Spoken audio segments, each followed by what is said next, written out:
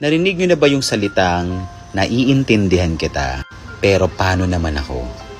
Ito yung mga tanong natin sa mga sarili natin. Oo nga no, paano nga naman ako?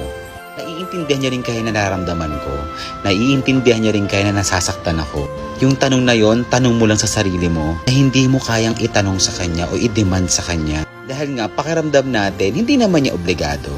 At since tayo yung mas nagmamahal, dahil nga hindi patas yung pag-ibig, tayo yung mas madalas nasasaktan. Na kahit anong sitwasyon, iintindihin mo siya dahil mahal mo siya. Na kahit minsan naiisip mo na sana minsan tanungin niya rin ako. Lagi yung tatandaan na yung mas higit na nagmamahal sa taong hindi kayo pareha sa nararamdaman, kailanman hindi nila kayo tatanungin kung paano nga ba kayo o anong nararamdaman ninyo. Dahil pinili natin na maintindihan sila kahit nasasaktan ka na.